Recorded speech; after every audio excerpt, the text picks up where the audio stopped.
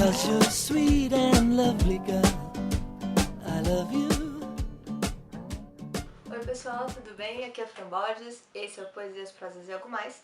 E hoje eu venho conversar com vocês sobre mais um livro, que é o Primavera no Espelho Partido, do Mário Benedetti.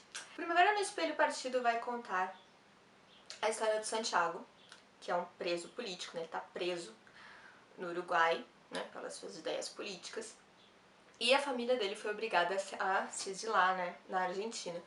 Foram para lá a esposa dele e a sua filha, e o pai dele também. E eles se comunicam, né, através de cartas, quando é possível, né, quando não, alguma coisa não acontece na prisão e ele fica impossibilitado de escrevê-las ou de recebê-las. Vai contar essa experiência deles, né, com esse exílio, como que pro Santiago a vida dele ali tá parada, tá em stand-by, né, como se diz, e a vida dos parentes dele, né, da esposa, da filha, do pai, tem que seguir em frente. E isso provoca alguns problemas, porque a vida sofre interferências, né, interferências de sentimentos, de profissão, e vai ocorrendo algumas mudanças e vai tendo um certo afastamento, né, principalmente da esposa, com ele. E a gente vai acompanhando todo esse caminho de exílio, tanto dele, que é um exílio interno dentro da prisão, e o exílio das outras pessoas que estão fora. A estrutura desse livro ela é fantástica, fantasticamente foi elaborada pelo autor, porque ela tem várias vozes. Ela tem a voz do Santiago, que é dividida no intramuros, né? Tem aqui as divisões dos capítulos, são divididos em capítulos e cada capítulo tem uma voz. O intramuros, porque tá, né, preso ali, é do Santiago. Aí tem o Feridos e Contundidos, que já é feito em uma terceira pessoa, que é da Graciela, que é a esposa dele. O Intramuros é em primeira pessoa. O Dom Rafael, que também é em terceira pessoa. Da Beatriz, que é em primeira pessoa, que é a filhinha dele de 8, 9 anos. E tem o Exílios, que é do próprio autor, nos dando os seus depoimentos sobre o seu próprio exílio, porque ele também foi um exilado político, né, o Mário Benedetti, e vários exilados que ele conheceu nessas viagens, porque quando ele estava exilado ele morou na Argentina, ele morou no Peru, morou em Cuba e creio que na Espanha também. E é muito engraçado que cada ponto de vista ele é muito diferente entre si. Você vê ali as divagações do Santiago na prisão, né? Tentando se agarrar às lembranças que ele tem da família, das lembranças passadas dele, até mesmo da infância, para não enlouquecer lá dentro, né? Com a esperança de que a vida dele retome, se algum dia ele sair dali, né? Porque obviamente ele vive com medo. Ele sofreu tudo o que se sofre, né? Alguém que está na ditadura, ele foi torturado barbaramente.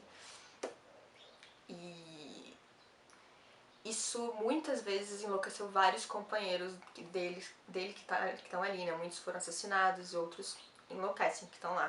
Aí tem a do Dom Rafael, que é o do pai dele, que já tem 60 e poucos anos, e é um tom bem mais reflexivo, né? Contando das dificuldades dele naquele país, né? Que ele se sente um exilado, que ele se sente mesmo, né? Um exilado.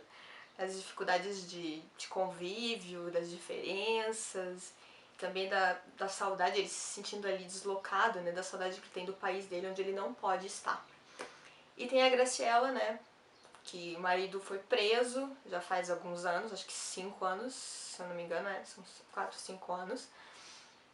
E ela tem que lidar, né, tá com a filha num país estranho, num emprego que ela não gosta muito, e lidar com novos sentimentos que vão surgindo a toda hora, e de um afastamento que ela sente com o marido. Ela sente ao mesmo tempo uma culpa muito grande por isso, porque ele não tem culpa, né? Mas eu acho que inconscientemente ela o culpa por tê-lo abandonado.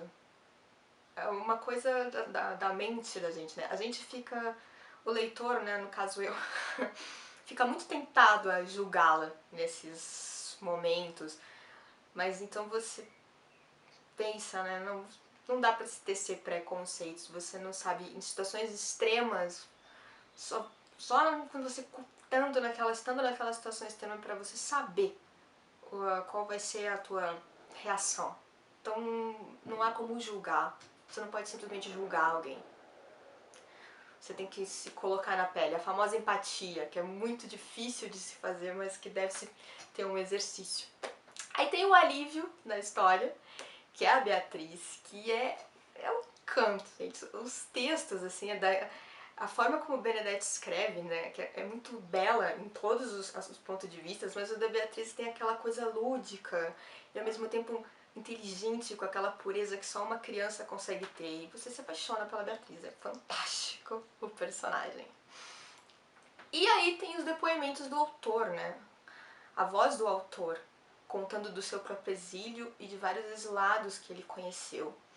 Tem histórias, assim, muito comoventes e emocionantes. E o fato dessa narrativa do autor